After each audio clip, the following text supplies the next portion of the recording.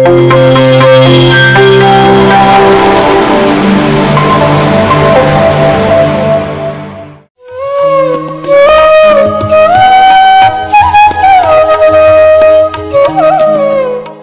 విశ్వమంతా మాయతోటి నిండి ఉంది కదా, ఈ మాయ నుంచి మాయ లేదబ్బా, మాయ ఉంది అనుకోవడమే మాయలో పడ్డాం.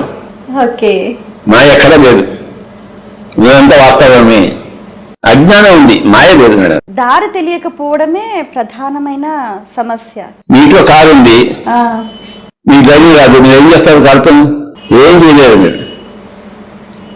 కంప్యూటర్ ఉంది మీట్లో, మీ కంప్యూటర్ చేత కాదు, ఏం చేస్తారు కంప్యూటర్ వలన?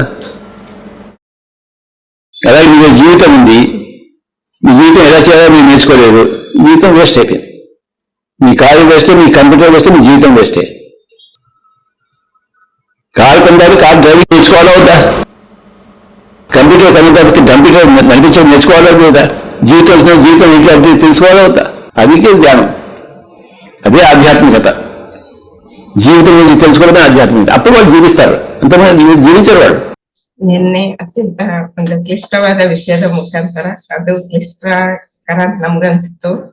ಇವತ್ತು ತುಂಬಾ ಸರಳವಾಗಿ ಆಧ್ಯಾತ್ಮಿಕತೆ ಎಂದರೆ ಏನು ಅಂತ ತಿಳಿಸ್ತಾ ಇದ್ದಾರೆ. ಪ್ರತಿಯೊಬ್ಬರು ತಕ್ಷಣ ನಾವು ನಿಜವಾಗ್ಲೂ ಜೀವಿಸ್ತಿದ್ವ ಅನ್ನುವಂತಹ ಪ್ರಶ್ನೆ ಉದ್ಭವ ಆಗತ್ತೆ ಇದನ್ನ ಕೇಳಿಸ್ಕೊಂಡು. ಅಂತಹ ಒಂದು ಅದ್ಭುತವಾದ ಸಂದೇಶ. ಮಾಯೆ ಇದೆ ಅಂತ ಅನ್ಕೊಳ್ಳೋದೇ ದೊಡ್ಡ ಮಾಯೆ ಅಂತ ತಿಳಿಸ್ತಾರೆ. ಒಬ್ಬ ಮಹಿಳೆ ಈ ರೀತಿ ಹೇಳಲು ಶುರು ಮಾಡ್ತಾರೆ, ಈ ವಿಶ್ವವೆಲ್ಲ ಮಾಯೆಯಿಂದ ತುಂಬಿದೆ ಅಲ್ವಾ? ಈ ಮಾಯೆಯಿಂದ ಅಂತ ಏನು ಪ್ರಶ್ನೆ ಪೂರ್ತಿ ಮಾಡಿರಲ್ಲ. ಆಗ್ಲೇ ಪತ್ರಿ ಸರ್ ಶುರು ಮಾಡ್ತಾರೆ ತಿಳಿಸ್ಲಿಕ್ಕೆ, ಇಲ್ಲ ಮಾಯೆ ಇಲ್ಲಪ್ಪ ಅಂತ. ಮಾಯೆ ಇದೆ ಅಂತ ಅನ್ಕೊಂಡಾಗ ನಾವು ಮಾಯೆಯಲ್ಲಿ ಬಿದ್ದಿರ್ತೀವಿ. ಮಾಯೆ ಅಂತ ಅನ್ಕೊಳ್ಳೋವಾಗ್ಲೇ ನಾವು ಮಾಯೆಯೊಳಗೆ ಸಿಕ್ಕಾಕೊಂಡ್ಬಿಟ್ಟಿರ್ತೀವಿ. ಮಾಯೆ ಎಲ್ಲೂ ಇಲ್ಲ, ಇರುವುದೆಲ್ಲ ವಾಸ್ತವವೇ. ಅಜ್ಞಾನ ಇದೆ, ಮಾಯೆ ಇಲ್ಲ ಅಂತ ತುಂಬಾ ಸ್ಪಷ್ಟವಾಗಿ ತಿಳಿಸ್ತಾರೆ.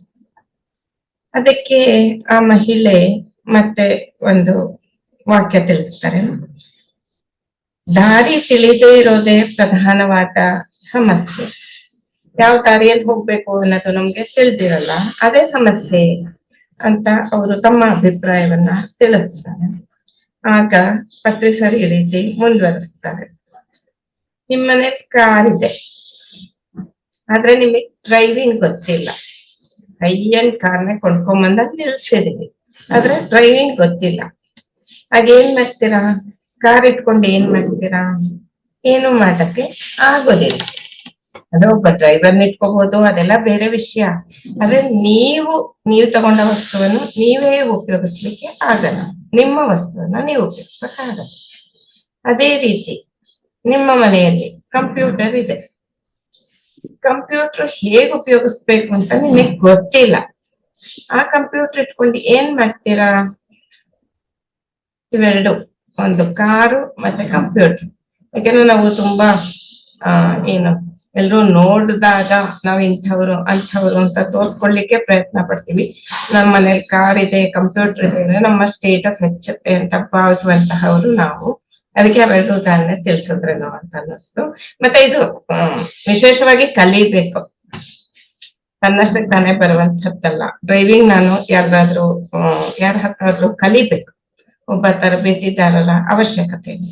ಕಂಪ್ಯೂಟರ್ ಕಲಿಬೇಕಂದ್ರು ಅಟ್ಲೀಸ್ಟ್ ಯಾರನ್ನ ಮಾಡ್ತಿರೋದಾದ್ರು ನೋಡಿರ್ಬೇಕು, ಇಲ್ಲಾಂದ್ರೆ ಯಾರಾದ್ರೂ ತಿಳಿಸ್ಕೊಡ್ಬೇಕು. ಏನೂ ಗೊತ್ತಿಲ್ಲದೆ ನನ್ನಷ್ಟಕ್ಕೆ ನಾನೇ ಕಂಪ್ಯೂಟರ್ ಕಲಿತೀನಿ ಅಂದ್ರೆ ಅದು ಆಗಲ್ವೇನೋ ಅಂತ ನನ್ನ ಒಂದು ಅಭಿಪ್ರಾಯ. ಹಾಗಾಗಿ ಇಲ್ಲಿ ಮತ್ತೆ ಮುಂದುವರೆದು ತಿಳಿಸ್ತಾರೆ ನಮ್ಮ ಜೀವನದ ಬಗ್ಗೆ. ಇವೆರಡು ಉದಾಹರಣೆ ತಗೊಂಡು ಜೀವನದ ಬಗ್ಗೆ ತಿಳಿಸ್ತಾರೆ. ನಿಮ್ಮಲ್ಲಿ ಜೀವನ ಇದೆ, ಅದೆಲ್ಲರೂ ಹೋಗ್ತೀವಿ. ಯಾಕೆಂದ್ರೆ ನಾವಿಲ್ಲಿ ಜನ್ಮ ಪಡೆದಿದ್ದೀವಿ ಅಂದ್ರೆ ಅದು ಜೀವಿಸ್ಲಿಕ್ಕಾಗಿಯೇ, ಜೀವನ ಅನ್ನುವಂಥದ್ದನ್ನ ಇಟ್ಕೊಂಡೇ ಬಂದಿರ್ತೀವಿ ಅಂತ ಸರ್ ಯಾವಾಗ್ಲೂ ನಮಗ್ ತಿಳಿಸ್ತಾ ಇರ್ತಾರೆ. ಆದ್ರೆ ಆ ಜೀವನ ಹೇಗೆ ಜೀವಿಸ್ಬೇಕು ಅಂತ ಗೊತ್ತಿಲ್ಲ. ಯಾವ್ದು ಗೊತ್ತಿರಲ್ವೋ, ಈಗ ಕಾರ್ ತಗೊಂಡ್ಬಂದ್ ನಿಲ್ಸಿರ್ತೀವಿ, ನಮಗೆ ಕಾರು ಆ ಏನು ಡ್ರೈವ್ ಮಾಡಕ್ ಗೊತ್ತಿಲ್ಲ, ಕಂಪ್ಯೂಟರ್ ಇದೆ ಕಂಪ್ಯೂಟರ್ ಉಪಯೋಗಿಸಕ್ ಗೊತ್ತಿಲ್ಲ. ಹಾಗೆ ಜೀವನ ನಮ್ ಹತ್ರ ಇದೆ ಆದ್ರೆ ಜೀವ್ಸಕ್ ಗೊತ್ತಿಲ್ಲ. ಹಾಗೆ ಏನಾಗತ್ತೆ, ಕಂಪ್ಯೂಟರ್ ಕಾರು ಹೇಗೆ ವ್ಯರ್ಥ ಆಗುತ್ತೋ, ಎಷ್ಟು ಹಣ ಕೊಟ್ಟು ತಂದಿರ್ತೀವಿ, ಕೆಲವೊಮ್ಮೆ ಲೋನ್ ತಗೊಂಡು ತಂದಿರ್ತೀವಿ ಕಾರ್ನ, ಅದು ವ್ಯರ್ಥ ಆಗತ್ತೆ. ಅದೇ ರೀತಿ ಜೀವನವೂ ಸಹ ವ್ಯರ್ಥ ಆಗತ್ತೆ. ನಿಮ್ಮ ಕಾರ್ ಸಹ ವ್ಯರ್ಥನೆ, ಕಂಪ್ಯೂಟರ್ ವ್ಯರ್ಥನೆ, ನಿಮ್ಮ ಜೀವನ ಅದು ಸಹ ವ್ಯರ್ಥವೇ. ಇಲ್ಲಿ ಇನ್ನೊಂದು ನಾವು ಅರ್ಥ ಮಾಡ್ಕೋಬೇಕು, ಕಾರ್ ಅಕಸ್ಮಾತ್ ಹಾಳಾಯ್ತು ಅಂದ್ರೆ ಇನ್ನೊಂದು ಕೊಂಡ್ಕೋಬಹುದು, ಕಂಪ್ಯೂಟರ್ ಕೆಲಸ ಮಾಡ್ಲಿಲ್ಲ ಅಂದ್ರೆ ಇನ್ನೊಂದು ಕೊಂಡ್ಕೋಬಹುದು. ಆದ್ರೆ ಜೀವನ ಮತ್ತೆ ಮತ್ತೆ ಇಲ್ಲ, ಒಂದು ಸಾರಿ ಕೊಟ್ಟಿರುವ ಜೀವನ ಅದಷ್ಟೇ. ಕಾರ್ ಕೊಂಡ್ಕೋತೀರಾ ಅಂದ್ರೆ ನೀವು ಡ್ರೈವಿಂಗು ಸಹ ಕಲಿಬೇಕಲ್ಲ. ಇಲ್ದಿದ್ರೆ ಕಾರ್ ಏನು ಕೊಂಡ್ಕೋತೀರಾ, ಬೇರೆಯವ್ರಿಗೆ ತೋರ್ಸ್ಕೊಡ್ಲಿಕ್ಕೆ ಅಷ್ಟೆ. ಕಂಪ್ಯೂಟರ್ ತಗೋಬೇಕು ಅನ್ಕೋತೀರಾ, ಕಂಪ್ಯೂಟರ್ ಉಪಯೋಗಿಸಲಿಕ್ಕೂ ತಿಳ್ಕೊಬೇಕೋ ಬೇಡವೋ ಅಂತ ಪ್ರಶ್ನೆ ಹಾಕ್ತಾರೆ. ಅದೇ ರೀತಿ ಜೀವನವನ್ನ ಜೀವಿಸಬೇಕು ಅಂದ್ರೆ ಈ ಜೀವನ ಅಂದ್ರೆ ಏನು ಅಂತ ತಿಳ್ಕೊಬೇಕಾ ಬೇಡ್ವಾ ಅಂತ ಆ ಮಹಿಳೆಗೆ ಪತ್ರಿಸರು ಪ್ರಶ್ನೆ ಕೇಳ್ತಾರೆ.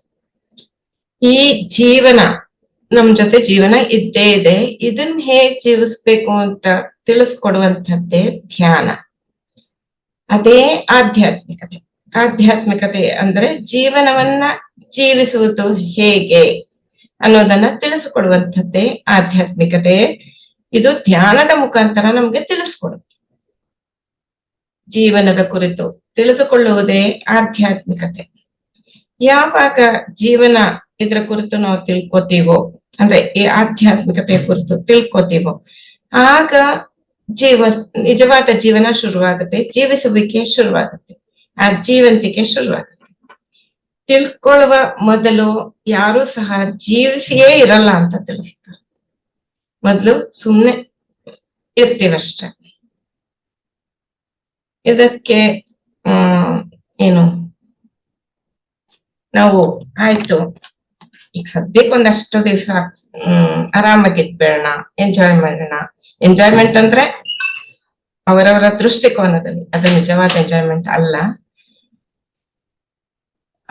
ಏನು ರಿಟೈರ್ ಆದ್ಮೇಲೆ ತಿಳ್ಕೊಳ್ಳೋಣ ಆಧ್ಯಾತ್ಮಿಕತೆ, ಅಥವಾ ನನ್ನ ಜವಾಬ್ದಾರಿಗಳು ಮುಗಿದ್ಮೇಲೆ, ಮಗನ್ ಮದ್ವೆ ಆದ್ಮೇಲೆ, ಈ ತರ ಹಲವಾರು ಜನ ಇಂತಹ ಒಂದು ದೃಷ್ಟಿಕೋನಗಳು ಇರುತ್ತೆ. ಹಾಗಾಗಿ ಜೀವನ ಜೀವಿಸೋದು ಅಂದಾಗ ಆಧ್ಯಾತ್ಮಿಕತೆ ನಮ್ಗೆ ಜೀವನದ ಕುರಿತಾಗಿ ತಿಳಿಸುತ್ತೆ ಧ್ಯಾನದ ಮುಖಾಂತರ. ಅಂದ್ರೆ ಈ ಒಂದು ಏನು ಸಂದೇಶ ಚಿಕ್ಕ ಅಂತಾನು ಹೇಳಲ್ಲ ನಾನು, ಅತ್ಯಂತ ಆಳವಾದ ಸಂದೇಶ. ಅಂದ್ರೆ ಸಮಯದಲ್ಲಿ ತುಂಬಾ ಚಿಕ್ಕದಷ್ಟೇ. ಇದಕ್ಕೆ ಪೂರಕವಾಗಿ ಯಾವಾಗ ಶುರು ಮಾಡ್ಬೇಕು ಅಂತ ಒಂದು ಅದೇ ತರದ ಸುಭಾಷಿತ ಸಿಕ್ತು ನನಗೆ. ಅಜರಾಮರವತ್ ಪ್ರಾಜ್ಞೋ ವಿದ್ಯಾಮರ್ಥಂಚ ಸಾಧಯೇ ಗೃಹೀತ ಇವು ಕೇಶೇಷು ಮೃತ್ಯುನ ಧರ್ಮಮಾಚರೇತ್. ಪ್ರಾಜ್ಞ ಅಂದ್ರೆ ಪ್ರಜ್ಞಾಪೂರ್ವಕವಾಗಿರುವನು ಅಂತಾನೆ ತಗೊಳ್ಳೋಣ ಇಲ್ಲಿ ಆಧ್ಯಾತ್ಮಿಕತೆಯಲ್ಲಿ, ಅಥವಾ ಬುದ್ಧಿವಂತನಾದವನು, ಪ್ರಜ್ಞೆಯಲ್ಲಿರುವವನು. ಮುಪ್ಪು ಮರಣ ಇವುಗಳು ಇಲ್ಲವೆಂಬಂತೆ ವಿದ್ಯೆ ಮತ್ತು ಹಣವನ್ನು ಸಂಪಾದಿಸಬೇಕು. ಅಂದ್ರೆ ಪ್ರತಿಯೊಂದು ಕಣವನ್ನು ಇನ್ನೊಂದು ಸುಭಾಷಿತದಲ್ಲಿ ನಾವು ಪದೇ ಪದೇ ಕೇಳ್ತಾ ಇರ್ತೀವಿ. ಪ್ರತಿಯೊಂದು ಕ್ಷಣವನ್ನು ವಿದ್ಯೆಗಾಗಿ, ಪ್ರತಿಯೊಂದು ಕಣವನ್ನು ನಮ್ಮ ಒಂದು ಸಂಪತ್ತು ಅಥವಾ ಧನಕ್ಕಾಗಿ ಮುಡಿಪಾಗಿಡ್ಬೇಕು. ಯಾವ ರೀತಿ ಅಲ್ಲಿ ಒಂದು ಕಣ ಹೇಗೆ ಉಪಯೋಗಿಸ್ಬೇಕು, ಯಾವುದಕ್ಕಾಗಿ ಅಂತ ತಿಳಿಸಿದ್ರು, ಅದನ್ನು ಯಾವ ರೀತಿ ನಾವು ಇವುಗಳನ್ನ ಸಂಪಾದಿಸ್ಬೇಕು ಅಂತ ಇಲ್ಲಿ ತಿಳಿಸ್ತಾರೆ. ಮೃತ್ಯುವೇ ಬಂದು ಜುಟ್ಟನ್ನು ಹಿಡಿದಿರುವಂತೆ ಗೃಹೀತ ಇವ ಕೇಶೇಶು, ಕೂದ್ಲು ಹಿಂಗ್ ಇಟ್ಕೊಂಡಿದೆ, ಜುಟ್ಟು ಇಟ್ಕೊಳ್ಳೋದು ಅಂತೀವಲ್ಲ, ಆ ರೀತಿ ಹಿಡ್ಕೊಂಡಿದೆ ಅನ್ನುವಂತೆ, ಅಂದ್ರೆ ಈ ಕ್ಷಣವೇ ಮೃತ್ಯು ಬರಬಹುದು ಅನ್ನುವ ರೀತಿಯಲ್ಲಿ ಧರ್ಮವನ್ನು ಆಚರಿಸಬೇಕು. ಆಚರೇತ್ ಅಂದ್ರೆ ಒಂದು ಆಜ್ಞಾರ್ಥಕ, ಇದು ಆಜ್ಞಾರ್ಥಕವಾದಂತಹ ಒಂದು ಕ್ರಿಯಾಪದ ಇದು. ಗೃಹೀತ ಇವ ಕೇಶೇಶು ಮೃತ್ಯುನ ಧರ್ಮಮಾಚರೇತ್. ಮೃತ್ಯುವೇ ಜುಟ್ಟನ್ ಹಿಡ್ಕೊಂಡಿದೆ ಅಂದ್ರೆ ನನಗ್ ನೆನಪಾಗಿದ್ದು ಹಿಂಗ್ ಇಟ್ಕೊಂಡು ಕುದುಗೆ ಕಡಿತಾರಲ್ವಾ ಹಂಗೆ ಅನ್ನಿಸ್ತು. ಅಂದ್ರೆ ಟು ಹ್ಯಾವ್ ಎ ಗ್ರಿಪ್, ಯಾರನ್ನಾರ ಸಾಯಿಸ್ಬೇಕಾದ್ರೆ ಒಂದ್ ಕಡೆ ಇಟ್ಕೊತಾರಲ್ವಾ ಹಂಗ ಅನ್ನಿಸ್ತು. ಆ ರೀತಿ ಧರ್ಮವನ್ನ ಆಚರಿಸ್ಬೇಕು. ಇಲ್ಲಿ ಧರ್ಮ ಅಂದ್ರೆ ಮತ್ತೆ ವೇ ಆಫ್ ಲಿವಿಂಗ್, ಮತ್ತೆ ಜೀವನ ಅಂತಲೇ ಬರುತ್ತೆ. ಜೀವನವನ್ನ ಹೇಗೆ ಜೀವಿಸ್ಬೇಕು. ಇನ್ನೊಂದು ಏನು ಸಂದೇಶದಲ್ಲಿ ವಾಟ್ ಈಸ್ ರಿಲಿಜನ್ ಅಂದ್ರೆ ಟು ರಿಕನೆಕ್ಟ್, ರಿಲಿಗೇಟ್ ಅಂತ ಪತ್ರಿ ಸರ್ ತಿಳಿಸಿದ್ರು. ನಾನು ನನ್ನ ಜೊತೆ ಒಂದು ಏನು ಎಲ್ಲೋ ದೂರ ಹೋಗ್ಬಿಟ್ಟಿರ್ತೀನಿ, ನನ್ನೊಳಗೆ ನಾನು ಕೇಂದ್ರೀಕೃತನಾಗುವಿಕೆಯೇ ಧರ್ಮ ಅನ್ನುವಂಥದ್ದು. ಆ ರೀತಿಯ ಜೀವನ ಜೀವಿಸುವಂಥದ್ದು. ಅಂತಹ ಧರ್ಮವನ್ನ ಆಚರಿಸ್ಲಿಕ್ಕೆ ನಾಳೆ ನಾಡಿದ್ದು ಇನ್ನೊಂದಷ್ಟು ವರ್ಷ ಆದ್ಮೇಲೆ ಹಂಗಿಲ್ಲ ಅನ್ನುವಂತಹ ಸುಭಾಷಿತ. ಮಾಯದ ಬಗ್ಗೆ ಒಂದ್ಸಲ ಬಿಟ್ಟಿಂದ ಬಂದಿದೆ. ಇನ್ನೆನ್ನೆದಕ್ಕೆ ತಗೊಂಡ್ರೆ ಸರ್ ಈ ಸಂದೇಶ? ನೀವು ಏನು ಲಘು ಗುರು ಅಂತ ತಿಳಿಸಿದ್ರಿ. ಗುರು ಅಂದ್ರೆ ಸಾಲಿಡ್ ಇರತ್ತೆ, ನಮ್ಮ ಮನಸ್ಸು ದ್ರವ ಹರಿತಾ ಇರತ್ತೆ, ಹೊಯ್ದಾಡ್ತಾ ಇರತ್ತೆ. ನಮ್ಗೂ ಗೊತ್ತು, ಈ ಕ್ಷಣ ಇಲ್ಲಿ ಅನ್ಕೋತೀವಿ, ಇನ್ನೊಂದ್ ಕ್ಷಣ ಎಲ್ಲೋ ಯಾವ್ದೋ ದೇಶ ಇನ್ನೊಂದ್ ಗ್ರಹಕ್ಕೂ ಹೋಗಿರ್ತೀವಿ. ಮನಸ್ಸು ಯಾವಾಗ್ಲೂ ಎಲ್ಲಂದ್ರಲ್ಲಿ ಹೊಯ್ದಾಡ್ತಾ ಇರತ್ತೆ. ಆದ್ರೆ ಸೋಲ್ ಅದು ಈ ರೀತಿ ಹೊಯ್ದಾಟ ಇಲ್ಲದಿರುವಂತದ್ದು. ಇದೇ ಸೋಲ್ನ ಒಂದು ಪ್ರಕಟವಾಗಿರುವಂತಹ ಮನಸ್ಸು ಹೊಯ್ದಾಡ್ತಿರುತ್ತೆ. ನಮ್ಮ ಶರೀರ ಮತ್ತು ಮನಸ್ಸು ಸಹ ಏನು ಆ ಸೋಲ್ ಎಂಬ ಏನ್ ಹೇಳ್ಬೇಕು, ಆ ಪ್ರಜ್ಞೆ, ಆ ಕಾನ್ಶಿಯಸ್ನೆಸ್ ಅಭಿವ್ಯಕ್ತಗೊಂಡಿರುವಂತದ್ದು ಅಂತ ನೀವು ಸಹ ತಿಳಿಸಿರೋದು. ಅದಾದ ನಂತರ ಸೂರ್ಯ ಇನ್ನೊಂದರ ಸುತ್ತಲೂ ಸುತ್ತುತ್ತಾ ಇರುತ್ತೆ, ಆದ್ರೆ ನಮಗ್ ಗೊತ್ತಿಲ್ಲ ಅದ್ರ ಬಗ್ಗೆ. ಭೂಮಿ ಸೂರ್ಯನ ಸುತ್ತುತ್ತಾ ಇದೆ. ಅದನ್ನ ವಿಜ್ಞಾನದಿಂದ ಒಂದು ನಾವದನ್ನ ತಿಳ್ಕೊಂಡ್ವಿ. ಮೊದ್ಲು ನಾವೇನ್ ಅನ್ಕೋತಾ ಇದ್ವಿ, ಸೂರ್ಯನೇ ಸುತ್ತುತ್ತಾ ಇದೆ, ನಾವು ನೋಡ್ತಾ ಇರೋದು ಸೂರ್ಯೋದಯ ಆಗ್ತಾ ಇದೆ, ಮತ್ತೆ ಸೂರ್ಯಾಸ್ತ ಆಗ್ತಾ ಇದೆ ಅಂತ. ಈಗ ನಮಗ್ ಗೊತ್ತು, ನಾವ್ ಇದ್ದ ಕಡೆನೇ ಇದ್ದೀವಿ, ನಾವು ನಿಂತಿದೀವಿ ಭೂಮಿ ಮೇಲೆ, ಆ ಭೂಮಿ ಸುತ್ತುತ್ತಾ ಇರುವ ಭೂಮಿ ಮೇಲೆ ನಾವು ನಿಂತಿರೋದ್ರಿಂದ ಅಥವಾ ನಾವಿರೋದ್ರಿಂದ ಸೂರ್ಯೋದಯ ಸೂರ್ಯಾಸ್ತ ಆಗ್ತಾ ಇರೋ ತರ ಕಾಣುತ್ತೆ. ಅದಾದ ನಂತರ ಇವರು ಶ್ರೀನಿವಾಸ್ ಬಾಬುರಾವ್ ತಿಳಿಸೋದು, ನಾವು ಟ್ರೈನ್ ಅಲ್ಲಿ ನಾವು ಒಂದ್ ಕಡೆ ಕೂತಿದೀವಿ, ಆದ್ರೆ ಚಲಿಸುತ್ತಿರುವ ಟ್ರೈನ್ ನಲ್ಲಿ ನಾವು ಕೂತಿದೀವಿ. ಅಲ್ಲಿ ಮರಗಳಿರ್ಬೋದು, ಬಿಲ್ಡಿಂಗ್ಗಳು, ಅವು ಚಲಿಸ್ತಿರಂತೆ ಕಾಣುತ್ತೆ. ಇಲ್ಲಿ ನಮಗೆ ಸೂರ್ಯ ಹೇಗೆ ಉದಯಿಸ್ತಿದ್ದಾನೆ, ಅಸ್ತಂಗತ ಆಗ್ತಿದ್ದಾನೆ ಅನ್ಸುತ್ತೋ, ಅಲ್ಲಿ ಮರಗಳು, ಬಿಲ್ಡಿಂಗ್ಗಳು, ಜನರು ಎಲ್ಲರೂ ಅವ್ರು ಹೋಗ್ತಿದ್ದಾರೆ. ಅಲ್ಲಿ ಯಾರು ನಿಂತಿರ್ತಾರೋ ಅವ್ರು ಹೋಗ್ತಿದ್ದಾರೆ ಅಂತ ನಮ್ಗೆ ಅನ್ಸುತ್ತೆ. ಅದಾದ್ಮೇಲೆ ಶ್ರೀನಿವಾಸ್ ಮೂರ್ತಿ ಸರ್ ಹಲವಾರು ವಿಷಯಗಳನ್ನ ತಿಳಿಸಿದ್ರು. ಇದಿಷ್ಟು ಆದ್ಮೇಲೆ ಏನ್ ಅನ್ನಿಸ್ತು ಅಂದ್ರೆ, ಅಲ್ಲಿ ಏನ್ ಕಾಣ್ತಿದ್ಯೋ, ನಾವ್ ಟ್ರೈನಲ್ಲೇ ಕೂತಾಗ ಅದು ಫಾಸ್ಟ್ ಆಗಿ ಹೋಗುವಂತ ಟ್ರೈನು. ಇದುವರೆಗೂ ತುಂಬಾ ಫಾಸ್ಟ್ ಆಗಿ ಹೋಗೋ ಟ್ರೈನ್ ಅಂದ್ರೆ ನಾನು ವಂದೇ ಭಾರತ್ ಅಂದ್ರಲ್ಲೇ ಹೋಗಿರೋದು. ಅದಕ್ಕಿಂತ ಫಾಸ್ಟ್ ಆಗಿರೋದು ಮುಂಬೈಯಲ್ಲಿ ಎಲೆಕ್ಟ್ರಿಕ್ ಟ್ರೈನ್ಸ್ ಅಂತ ಹೇಳ್ತಿರ್ತಾರೆ ನನ್ನ ಹಸ್ಬೆಂಡ್. ಆದ್ರೆ ನನ್ಗೆ ಅದ್ರ ಅನುಭವ ಇಲ್ಲ. ನಾನು ಹೋಗಿರೋದು ವಂದೇ ಭಾರತ್. ಅದೆಷ್ಟೋ ಕಿಲೋಮೀಟರ್ ಸ್ಪೀಡ್ ಅಲ್ಲಿ ಹೋಗ್ತಾ ಇರ್ತಾನೆ. ಈ ಒಂದು ವೇಗ ಹೆಚ್ಚಿದ್ದಷ್ಟು ಏನೇನು ಮರ, ಬಿಲ್ಡಿಂಗ್ಗಳು ಹಿಂಗ್ ಹೋಗ್ತಾ ಇರುತ್ತಾ ಅವುಗಳ ಸ್ಪಷ್ಟತೆ ಕಮ್ಮಿ ಆಗ್ತಾ ಇರುತ್ತೆ. ಅದೇ ಏನು ಟ್ರೈನ್ ತುಂಬಾ ನಿಧಾನವಾಗಿ ಸ್ಟಾರ್ಟಿಂಗ್ ಅಲ್ಲಿ ಮತ್ತೆ ಕೊನೆಯಲ್ಲಿ ನಿಲ್ಸಕ್ ಮುಂಚೆ, ಒಂದ್ ಸ್ಟೇಷನ್ ಬರಕ್ ಮುಂಚೆ ವೇಗ ಕಡಿಮೆ ಆದಾಗ ನಮಗೆ ಸ್ವಲ್ಪ ನೀಟಾಗಿ ಕಾಣುತ್ತೆ. ಆದ್ರೆ ಫಾಸ್ಟ್ ಆಗಿ ಹೋಗುವಾಗ ಯಾವ ಸ್ಟೇಷನ್, ಯಾವ್ದಾನ ಬಿಲ್ಡಿಂಗ್ ಮೇಲೆ ಒಂದು ಬೋರ್ಡ್ ಇದ್ರೆ ನಮಗೆ ಕಾಣೋದಿಲ್ಲ, ಓದಕ್ ಆಗೋದಿಲ್ಲ. ಹಾಗೆ ನಾವು ಚಲಿಸ್ತಾ ಇರುವಂತಹ ಮನಸ್ಸಿನ ಹಿಂಬಾಲಿಸ್ತಾ ಇದ್ರೆ, ಈಗ ನಾವು ಧ್ಯಾನದಲ್ಲೂ ತಿಳಿಸ್ತೀವಿ, ಆಲೋಚನೆಗಳು ಬರ್ತಾ ಇರುತ್ತೆ, ಅವನ್ನ ಹಿಂಬಾಲಿಸ್ಬೇಡಿ, don't go with the thoughts, ಅದನ್ನ ಕೇವಲ ನೋಡಿ ಅಂತೀವಿ. ಹಿಂಬಾಲಿಸ್ಕೊಂಡ್ ಹೋದ್ರೆ ನಾವು ಅವುಗಳನ್ನ ಇದು ಹೀಗಿದೆ, ಅದು ಹಾಗಿದೆ ಅಂತ ತಿಳಿಸ್ಬಿಡ್ತೀವಿ. ಇದು ಸರಿ, ಇದು ತಪ್ಪು, ಇದು ಒಳ್ಳೇದು, ಇದು ಕೆಟ್ಟದು ಅಂತ. ನಾವು ಯಾವಾಗ ಹಿಂಬಾಲಿಸಲ್ವೋ, ನಾವು ಸ್ಥಿತವಾಗಿದ್ರೆ ಅಲ್ಲಿರುವಂತದ್ದೆಲ್ಲ ನಮಗ್ ಕಾಣುತ್ತಲ್ವ. ಟ್ರೈನಲ್ಲಿ ಹಾಗೆ ಮಾಡಕ್ಕಾಗಲ್ಲ, ಟ್ರೈನ್ ಹೋಗೇ ಹೋಗುತ್ತೆ, ನಾವು ಕೂತಿದೀವಿ. ಭೂಮಿ ಮೇಲೆ ಇದ್ದಾಗ್ಲೂ ಹಾಗೆ ಮಾಡಕ್ಕಾಗಲ್ಲ, ಭೂಮಿ ಚಲಿಸ್ತಾನೆ ಇರುತ್ತೆ, ನಾನು ಇರ್ಲೇಬೇಕು. ಆದ್ರೆ ಈ ಮನಸ್ಸಿನ ಜೊತೆ ಇದು ವಿಶೇಷತೆ ಅನ್ನಿಸ್ತು. ಅದು ಹೋಗ್ತಾ ಇದ್ರು ನಾನು ಹೋಗದೆ ಇರಕ್ ಸಾಧ್ಯತೆ ಇದೆ. ಆಗ ಏನೇನ್ ಇದೆಯೋ ನಾವೇನ್ ಅನುಭವ ಪಡ್ಕೊಳಕ್ ಬಂದಿದೀವೋ, we are spiritual beings, we have come here for human experience ಅಂತ ಪತ್ರಿ ಸರ್ ತಿಳಿಸಿದ್ದಾರೆ. ಹಲ್ವಾರ್ ಕಡೆ ಇದನ್ನೇ ತಿಳಿಸ್ತಾ ಹೋಗಿದ್ದಾರೆ. ಈ ಒಂದು ಮಾನವನ ಅನುಭವಗಳನ್ನ ಪಡ್ಕೊಳ್ಳಿಕ್ಕೆ ಅಂತ ಬಂದಿರುವಾಗ ಅಲ್ಲಿ ಏನೇನ್ ಕಾಣುತ್ತೋ, ನಾವ್ ಫಾಸ್ಟ್ ಆಗಿ, ಮನಸ್ಸು ಎಷ್ಟು ಫಾಸ್ಟ್ ಆಗಿ ಅಂತಂದ್ರೆ ಸೂರ್ಯನಿಂದ ಒಂದು ಬೆಳಕು ಬರುತ್ತಲ್ಲ ನಮಗೆ, ಅದಕ್ಕಿಂತ ವೇಗವಾಗಿ ಅಂತ ನೀವ್ ಒಂದ್ಸರಿ ತಿಳಿಸಿದ್ರಿ. ಅಷ್ಟು ಫಾಸ್ಟ್ ಆಗಿ ಹೋಗೋ ಮನಸ್ಸಿನ ಜೊತೆ ಇದ್ರೆ ನನ್ ಸುತ್ತಲೂ ಮುತ್ತಲು ಏನ್ ನಡೀತಿದ್ಯೋ ಅಥವಾ ಯಾರಿದಾರೋ ಏನಿದೆಯೋ ಅವುಗಳನ್ನ ನಾನ್ ನೋಡಕ್ಕೂ ಆಗಲ್ಲ, ಸರಿಯಾದ ರೀತಿಯಲ್ಲಿ ಅವುಗಳನ್ನ ಅರ್ಥಕೊಳ್ಳಿಕ್ಕೂ ಸಾಧ್ಯನೇ ಇಲ್ಲ. ಹಾಗೆಯೇ ಆವಾಗ ನಾವು ಯಾವ ರೀತಿ ಜೀವನ ಜೀವಿಸ್ತೀವಿ, ಇದೇ ರೀತಿ ಇದು ಹೀಗಿರಬಹುದು ಅನ್ನುವ ಊಹೆಯಲ್ಲಿ, ಕಲ್ಪನೆಯನ್ನಷ್ಟೇ ಜೀವಿಸ್ತೀವಿ. ಅದು ಜೀವನ ಆಗೋದಿಲ್ಲ, ನಾವ್ ಅನುಭವ ಪಡ್ಕೊಳಕ್ ಆಗಲ್ಲ. ಹಿಂಗನ್ನಿಸ್ತು ಸರ್ ನಿನ್ನೆ, ಅದಕ್ಕೆ ತಕ್ಕಂತೆ ಇದು ಸಿಕ್ತು ಇವತ್ತು. ಹಾ ಮೇಡಮ್, ಹೆಂಗ್ ಗೊತ್ತಾ ಮೇಡಮ್, ಅಂದ್ರೆ ಇದು ಸ್ವಲ್ಪ ಉಪನಿಷತ್ ವ್ಯೂ, ಅಂದ್ರೆ ಉಪನಿಷತ್ ಭಾವ ನಾನು ತಿಳಿಸಕ್ ಇಷ್ಟಪಡ್ತೀನಿ. ಅದ್ರಲ್ಲಿ ಏನಿದೆ madam, whenever something exists, it has its shadow. ಯಾವ್ದಾದ್ರು ಐತಂದ್ರೆ ಅದು ನೆರಳಿರುತ್ತೆ ಮೇಡಮ್. ಇದು ಇವನ್ ಇತ್ತೀಚೆಗೆ ಸೈನ್ಸ್ ಕೂಡ, ಅಂದ್ರೆ ವೈಜ್ಞಾನಿಕವಾಗಿ ಕೂಡ ಅಕ್ಸೆಪ್ಟ್ ಮಾಡ್ತಿದ್ದಾರೆ.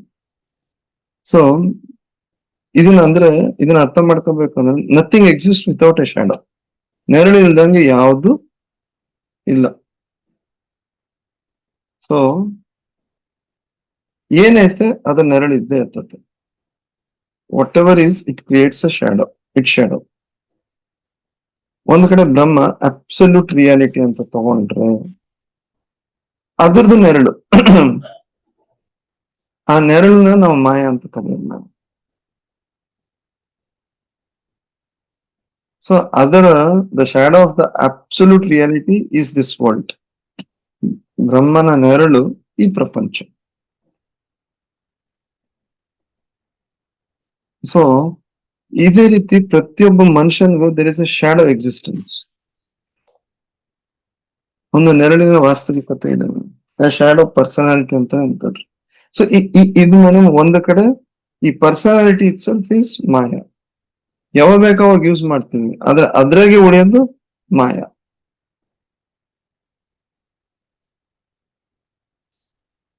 ಸೊ ನಮಗೂ ಐತೆ ಒಂದು ನೆರಳಿನ ಒಂದು ಇರುವಿಕೆ.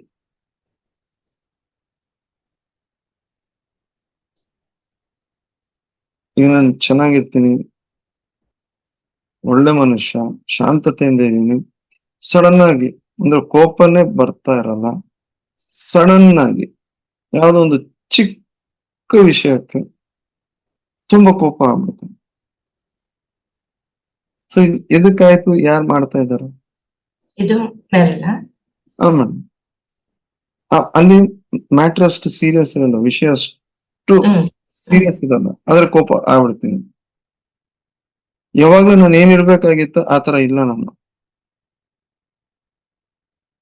ಒಂದ್ಸಲ ದೊಡ್ಡ ದೊಡ್ಡ ವಿಷಯಗಳು ಬಂದಾಗ, ಸೀರಿಯಸ್ ಮ್ಯಾಟರ್ಸ್ ಬಂದಾಗ ನನ್ ಕೋಪ ಆಗಿರಲ್ಲ, ಸಣ್ಣದಾಗಿ. ಸೊ ಇನ್ಸ್ಪೈಟ್ ಆಫ್ ಮೀ ಹಿಂಗ ಆಗ್ಬಿಡ್ತಲ್ಲ, ನಾವಂತ ಅಯ್ಯೋ ನನಗೆ ಗೊತ್ತಿಲ್ಲದಂಗೆ ಆಯ್ತು ಅಂತ ಅಂತೀವಿ. ಈ ತರ ಮಾಡ್ಬೇಕಂತ ಅನ್ಕಂತಿದ್ದಿಲ್ಲ, ಆದ್ರೆ ಆಯ್ತು. ಎದಕ್ಕಾಯ್ತು? ನಾನು ಒಂದ್ಸರಿ ಏನು ಹೇಳ್ಬೇಕಂತ ಅನ್ಕೊಂಡ್ರಲ್ಲ, ಸಡನ್ ಆಗಿ ನನ್ನ ಬಾಯಿಂದ ಹೊರಗ್ ಬಂದದ್ದು. ಆಮೇಲೆ ರಿಪೆಂಟ್ ಅಂದ್ರೆ ಮತ್ತೆ ಆಮೇಲೆ ಪಶ್ಚಾತ್ತಾಪ, ಅಯ್ಯೋ ಹಿಂಗ್ ಮಾಡಬಾರ್ದಾಗಿತ್ತು. ಸೊ ಈ ಶ್ಯಾಡೋ ಪರ್ಸನಾಲಿಟಿ, ನೆರಳಿನ ಒಂದು ವ್ಯಕ್ತಿತ್ವ ಏನ್ ಗೊತ್ತ ಮೇಡಮ್, ನಾವ್ ಯಾವ್ದಾವ್ದು ಬೇಡ ಬೇಡ ಬೇಡ ಅನ್ಕೋತೀವಲ್ಲ ಅದೆಲ್ಲ ಅಕ್ಯುಮುಲೇಟ್ ಆಗ್ತದೆ, ಅಲ್ಲಿ ಸಂಗ್ರಹಣೆ ಆಗ್ತಾ ಹೋಗ್ತದೆ. ಒಂದ್ಸಲ ಒಂದು ಅವಕಾಶ ಬೇಕು ಹೊರಗ್ ಬೆಳೋದಕ್ಕೆ.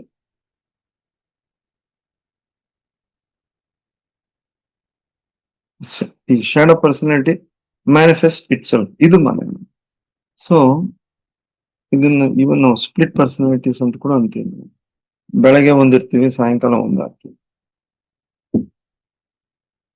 ಹೇಳೋದೊಂದು, ಸಡನ್ ಆಗಿ ಮಾಡ್ತಾ ಇರೋದು ಇನ್ನೊಂದು.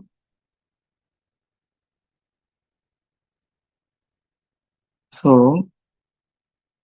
ಇದು ಮೇಡಮ್ ಅಂದ್ರೆ ಆ ಶಾಡೋ ಇಸ್ ಅಲ್ಲಿ ಮಾಯ ಬರೋದು. ಮಾಯ ಅಂದ್ರೆ it's not actually right word, illusion ಅಲ್ಲ ಮೇಡಮ್. ಈ ಶಾಡೋ ಬ್ರಹ್ಮ ನೆರಳು, ಈಗಿರೋ ಬ್ರಹ್ಮಾಂಡ ನೆರಳದು. ಸೊ ನಮ್ ನೆರಳು ಐತಿ madam. We to have a shadow existence. So ಆ ಶಾಡೋ ಪರ್ಸನಾಲಿಟಿನಾಗೆ ನಾವ್ ಯಾವ್ದು ಬೇಡ ಬೇಡ ಬೇಡ ಬೇಡ ಬೇಡ ಅನ್ಕೊಂಡು ಹೋಗಿರ್ತೀವಲ್ಲ, ಅಲ್ಲಿ ಅದು ಇಟ್ಟು ಬಿಟ್ಟಿರ್ತೀವಿ. ಅದಕ್ಕೆ ಸರ್ ಹೇಳಿದ್ರು ಮಾಯ ಐತ್ ಅನ್ಕೊಳ್ಳೋದೇ ದೊಡ್ಡ ಮಾಯ. ಎಷ್ಟೊಂದ್ಸಲ ಇನ್ಸ್ಪೈಟ್ ಆಫ್ ಮೀ. ಸೊ ಮಾಯ ಅಂದ್ರೇನೆ ಈಗ ಏನ್ ಮೇಡಮ್, ಶಾಡೋ ಆಫ್ ಬ್ರಹ್ಮ ನೆರಳೆ ಮಾಯ. ಅಂದ್ರೆ ಬ್ರಹ್ಮ ಮಾಯೆಯಿಂದ ಇಲ್ದಂಗ್ ಇರಕ್ಕಾಗಲ್ಲ, ಮಾಯ ಬ್ರಹ್ಮ ಇಲ್ದಂಗ್ ಇರಕ್ಕಾಗಲ್ಲ. ಅದಕ್ಕೆ ಸರ್ ಹೇಳಿದ್ದು ಮಾಯ ಐತ್ ಅನ್ಕೊಳ್ಳೋದು ದೊಡ್ಡ ಮಾಯ. ಬ್ರಹ್ಮ ಇಲ್ದಂಗೆ ಬ್ರಹ್ಮಾಂಡ ಇಲ್ಲ, ನೆರಳು. ಬ್ರಹ್ಮಾಂಡ ಮಾಯ ಮಾಡ. ಬ್ರಹ್ಮಾಂಡ ಇಲ್ದಂಗ್ ಬ್ರಹ್ಮನು ವ್ಯಕ್ತ ಆಗಲ್ಲ.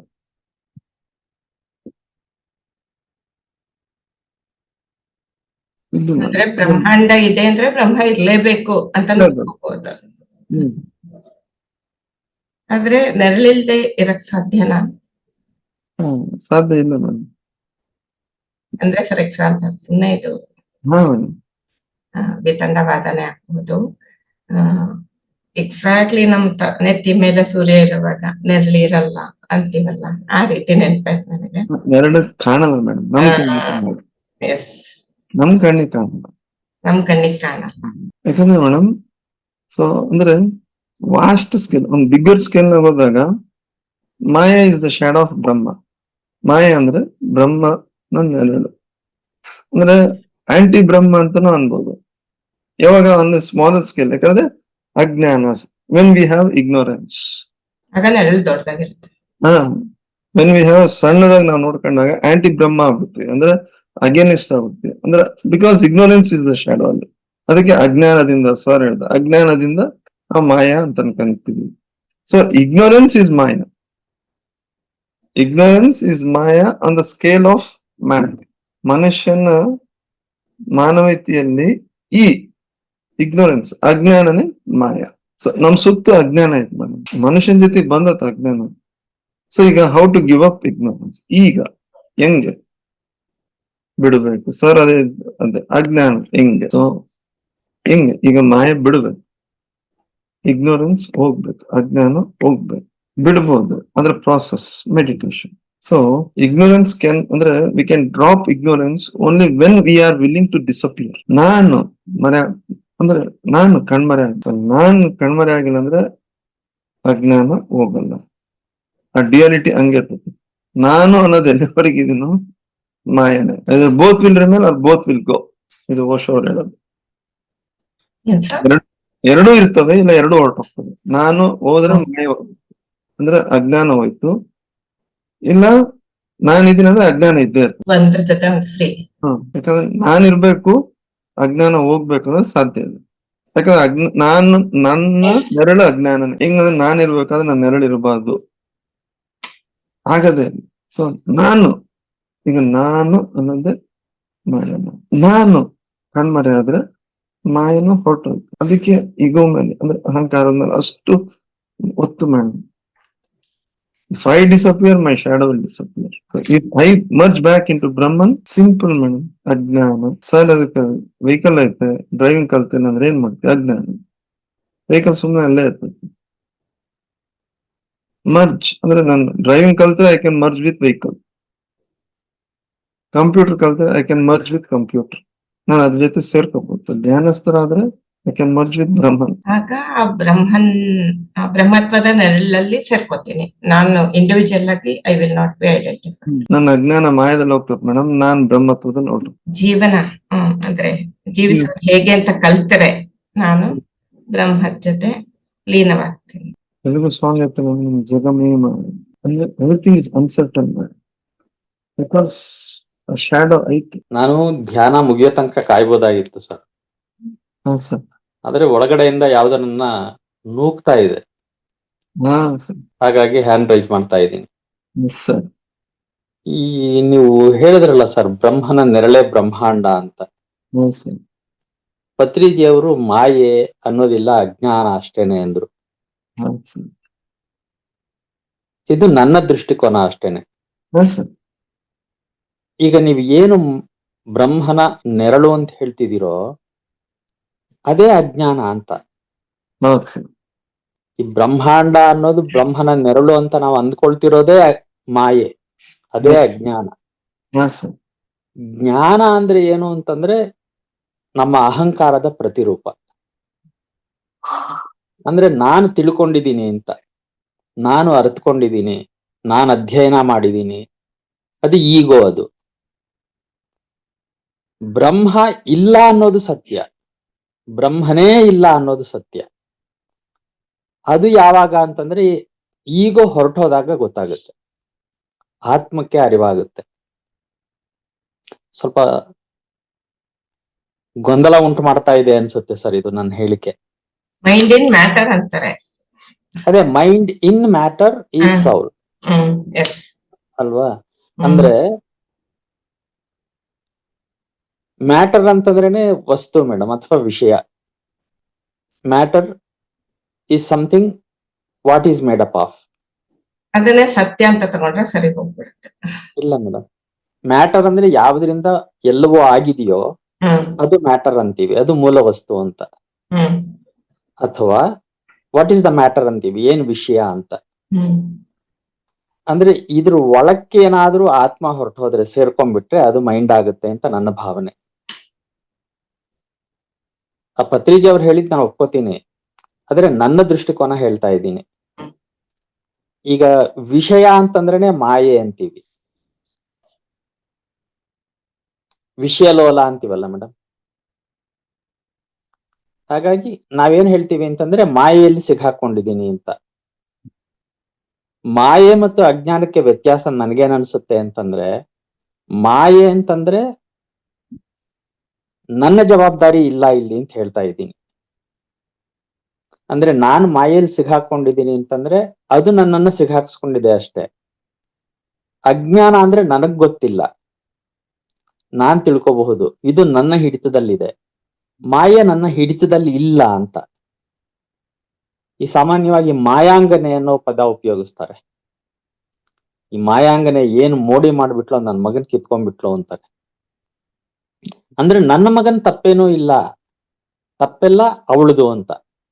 ಅಂದ್ರೆ ರೆಸ್ಪಾನ್ಸಿಬಿಲಿಟಿನ ಇನ್ನೊಬ್ಬರ ಕಡೆ ಶಿಫ್ಟ್ ಮಾಡೋದು ಮಾಯೆ ಅಂತ. ಇದನ್ನ ಯಾಕೆ ನಾವು ಒಪ್ಕೊಳ್ಳಲ್ಲ ಅಂದ್ರೆ ನಮ್ಮ ಅಹಂಕಾರದಿಂದ ಒಪ್ಕೊಳ್ಳಲ್ಲ. ಅಂದ್ರೆ ನಂದೇನೂ ತಪ್ಪಿಲ್ಲ ಅಂತ ಹೇಳ್ತೀವಿ, ಅದು ಬೇರೆ ಯಾರ್ದೋ ತಪ್ಪು, ಮತ್ತು ಅದನ್ನ ವಿರೋಧಿಸೋ ಶಕ್ತಿ ನನ್ನಲ್ಲಿಲ್ಲ ಅಂತ. ಹಾಗಾಗಿ ಮಾಯೆ ಆವರಿಸ್ಕೊಂಡ್ಬಿಟ್ಟಿದೆ ಅಂತ. ಈ ಬ್ರಹ್ಮ ಅವನ ನೆರಳೇ ಈ ಪ್ರಪಂಚ ಅಂತ ಹೇಳೋದು ಕೂಡ ಯಾಕೆ ಅಂತಂದ್ರೆ, ಅದಲ್ಲಿದ್ಯಪ್ಪ, ಅದ್ರ ನೆರಳು ನನ್ ಮೇಲೆ ಬೀಳ್ತಿದೆ, ನಾನೇನ್ ಮಾಡ್ಲಿ, ಅದನ್ನ ತೊಲಗಿಸಕ್ ನನ್ ಕೈಲಿ ಆಗಲ್ಲ, ಅದು ಮಾಯೆ. ಪತ್ರಿಜಿ ಅವ್ರು ಹೇಳೋದು ಅದನ್ನಲ್ಲ, ಅದು ಅಜ್ಞಾನ, ಅದಷ್ಟೇನೆ ಅಂತ. ನಿನ್ಗೆ ನೆರಳು ಬೀಳ್ತಾ ಇದೆ ಅಂದ್ರೆ ಅರ್ಥ ಏನಯ್ಯ, ನಿನ್ನ ಎದುರಿಗೆ ಕಾಣಿಸ್ತಾ ಇರೋದು ಯಾವ್ದೋ ಒಂದು ಅಡ್ಡ ಇದೆ, ಆದ್ರಿಂದ ಅದ್ ನಿನಗೆ ಕಾಣಿಸ್ತಾ ಇಲ್ಲ ಅಷ್ಟೇನೆ. ಈಗ ನಮ್ಮ ಪರಿಸ್ಥಿತಿ ಏನಾಗ್ಬಿಟ್ಟಿದೆ, ಈ ತರ ಬೆಳಕು ನಮ್ಮ ಮೇಲೆ ಬೀಳದೆ ಇರೋ ಹಾಗೆ ಅಡ್ಡವಾಗಿರೋದು ನಮ್ಮ ಸುತ್ತಲೂ ಆವರಿಸ್ಕೊಂಡಿದೆ. ಹಾಗೆ ಆತ್ಮ ಅನ್ನೋದ್ರ ಸುತ್ತಲೂ ಈ ವಿಷಯಗಳು ಆವರಿಸ್ಕೊಂಡ್ರೆ ಆವಾಗ ಅದು ಮೈಂಡ್ ಆಗ್ಬಿಡುತ್ತೆ. ಈ ಮೈಂಡ್ ಸುತ್ತಲೂ ಅದೇನು ಇಲ್ಲದೆ ಹೋದ್ರೆ ಅದು ಸೌಲ್ ಆಗುತ್ತೆ. ಈಗ ಮೈಂಡ್ ಅಲ್ಲಿಂದ ಅನ್ನಿಸ್ಕೊಂಡಿರ್ತಕ್ಕಂಥದ್ದು ಬೆಳಕಿಗೆ ಬರಬೇಕು ಅಂತಂದ್ರೆ ಅಲ್ಲೆಲ್ಲೋ ಒಂದು ಹೋಲ್ ಮಾಡ್ಬೇಕು. ಎಲ್ಲವನ್ನೂ ನಿವಾರಿಸ್ಬೇಕಾಗಿಲ್ಲ, ಒಂದು ಸಣ್ಣ ರಂಧ್ರ ಮಾಡು ಸಾಕು, ಬೆಳಕು ಪ್ರವೇಶ ಮಾಡುತ್ತೆ.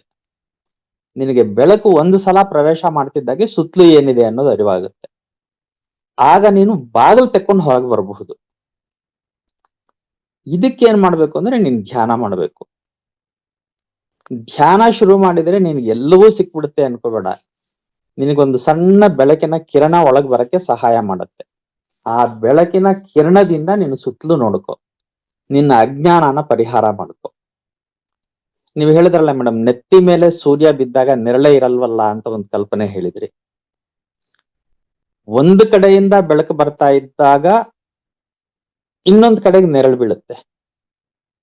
ಎಲ್ಲಾ ಕಡೆಯಿಂದಲೂ ಬೆಳಕೆ ಬೀಳಕ್ ಶುರು ಮಾಡಿದ್ರೆ ನೆರಳು ಬೀಳಕ್ ಅವಕಾಶ ಎಲ್ಲಿದೆ? ಅದು ಜ್ಞಾನ. ಹಾಗಾಗಿ ನೀನ್ ಎಲ್ಲಾ ಕಡೆಯಿಂದ ಬೆಳಕು ಬರೋ ಹಾಗೆ ಮಾಡ್ಬೇಕು ಅಂತಂದ್ರೆ ಮನಸ್ಸು ಅಥವಾ ಆತ್ಮ ಅಂತಕ್ಕಂಥದ್ದು ವಿಷಯದ ಒಳಗೆ ಮುಳುಗಿ ಹೋದ್ರೆ, ತನ್ನತನವನ್ನ ಕಳ್ಕೊಂಡು ಬಿಟ್ರೆ, ಅದಕ್ಕೆ ವಶವಾಗ್ಬಿಟ್ರೆ ಅದು ಮನಸ್ಸಾಗಿ ಆಟ ಆಡುತ್ತೆ ಅಂತ. ಸೊ ನೀನ್ ಅದರಿಂದ ಹೊರಗೆ ಬಾ ಅಂತ ಹೇಳ್ತಿದ್ದಾರೆ ಅನ್ನಿಸ್ತು ನನಗೆ ಪತ್ರಿಜಿ. ಅದು ಅಜ್ಞಾನ ಅಷ್ಟೇನೆ. ಮಾಯೆ ಯಾವುದು ಇಲ್ಲ, ಯಾವುದು ನಿನ್ನನ್ನ ಹಿಡಿದಿಟ್ಕೊಂಡಿಲ್ಲ, ನೀನ್ ಅದನ್ನ ಹಿಡ್ಕೊಂಡಿದ್ಯಾ ಅಷ್ಟೇನೆ. ಹಿಂದೆ ಒಂದ್ಸಲ ಹೇಳಿದ್ದೆ ಮೇಡಮ್, ನದಿಲಿ ಏನೋ ಒಂದು ಕಂಬಳಿ ಕೊಚ್ಕೊಂಡು ಹೋಗ್ತಿದೆ ಅಂತ ಒಬ್ಬ ಹೋಗಿ ಅದನ್ನ ಹಿಡ್ಕೊಂಡ, ತಗೊಂಬರ್ತೀನಿ ಅಂತ. ಈ ದಡದಲ್ಲಿ ಇದ್ದವನ್ ಕೂಗುದ, ಇನ್ನು ಎಷ್ಟು ದೂರ ಹೋಗ್ತೀವಿ ಅದ್ರ ಜೊತೆ, ಬಾ ವಾಪಸ್ಸು ಅಂತ. ಇಲ್ವೋ, ಅದು ನನ್ನ ಹಿಡ್ಕೊಂಡ್ಬಿಟ್ಟಿದೆ ಅನ್ನಂತೆ. ಇದು ಕಂಬಳಿ ಅಲ್ಲ, ಕರಡಿ ಅಂತ. ಹಾಗೆ ನಾವು ಇದನ್ನೆಲ್ಲ ಹಿಡಿದಿಟ್ಕೊಂಡ್ಬಿಟ್ಟಿದೀವಿ, ಅಥವಾ ಅದ್ರ ಒಳಗೆ ಪ್ರವೇಶ ಮಾಡಿ ಅದು ನಮ್ಮನ್ನು ಸುತ್ತುವರ್ಕೊಂಡ್ಬಿಟ್ಟಿದೆ. ಅದಕ್ಕೊಂದ್ ಸಣ್ಣ ಹೋಲ್ ಮಾಡು, ಧ್ಯಾನ ಆಗುತ್ತದು ಅಂತ. ಬೆಳಕು ಬರುತ್ತೆ. ಬೆಳಕು ಬಂದ್ಮೇಲೆ ನಿನ್ಗೆ ಸ್ಪಷ್ಟತೆ ಸಿಗುತ್ತೆ. ಸ್ಪಷ್ಟತೆ ಸಿಕ್ಕಿದ್ರೆ ನೀನ್ ಬಾಗಿಲು ತೆಕ್ಕೊಂಡು ಹೊರಗೆ ಬಂದ್ಬಿಡ್ತೀಯ. ಎಲ್ಲಾ ಕಡೆಯಿಂದಲೂ ಬೆಳಕು ಬೀಳಕ್ ಶುರುವಾಗುತ್ತೆ ಅಂತ. ಇದು ನನಗನ್ಸಿದ್ದು ಮೇಡಮ್. ಹಾಗಾಗಿ ಮಾಯೆ ಮತ್ತು ಅಜ್ಞಾನಕ್ಕಿರೋ ವ್ಯತ್ಯಾಸನ ಪತ್ರಿಜಿ ಅವರು ಹೇಳಿದ್ದು ಅದೇ ಅನ್ನಿಸ್ತು ನನಗೆ. ಇನ್ನು ಮಿಕ್ಕಿದ್ದೆಲ್ಲ ಉದಾಹರಣೆಗಳು, ಕಾರು, ಕಂಪ್ಯೂಟರ್, ಜೀವನ, ಅವೆಲ್ಲ ಅವರು ಅದನ್ನ ವಿವರಿಸಿ ಹೇಳಕ್ ಹೇಳಿದ್ರು ಅನ್ನಿಸ್ತು. ಹಾಗಾಗಿ ಇದು ಯಾಕೋ ನನ್ಗೆ ತಟ್ಕೊಳಕ್ ಆಗ್ಲಿಲ್ಲ. ಈ ಮಕ್ಳ ಕೈಗೆ ಏನನ್ನ ಒಂದ್ ಐಸ್ ಕ್ರೀಮ್ ಕೊಟ್ಬಿಟ್ಟು ತಿನ್ಬೇಡ ಅಂದ್ರೆ ಹೇಗೆ ಒದ್ದಾಡ್ತಾರೋ ಹಾಗೆ ಒದ್ದಾಡೋ ಹಾಗೆ ಆಗೋಯ್ತು ನನ್ಗೆ. ಮಕ್ಕಳ ಕೈಗೆ ಐಸ್ ಕ್ರೀಮ್ ಕೊಟ್ಟು ತಿನ್ಬೇಡ ಅನ್ನೋದು ಕೂಡ ಮಾಯೆ ಅಲ್ಲ ಸರ್? PMC ಕನ್ನಡ ಚಾನೆಲ್ ಅನ್ನು ಲೈಕ್ ಮಾಡಿ, ಶೇರ್ ಮಾಡಿ, ಸಬ್ಸ್ಕ್ರೈಬ್ ಮಾಡಿ ಮತ್ತು ಮಾಡಿಸಿ. ಎಲ್ಲರಿಗೂ ಧನ್ಯವಾದಗಳು.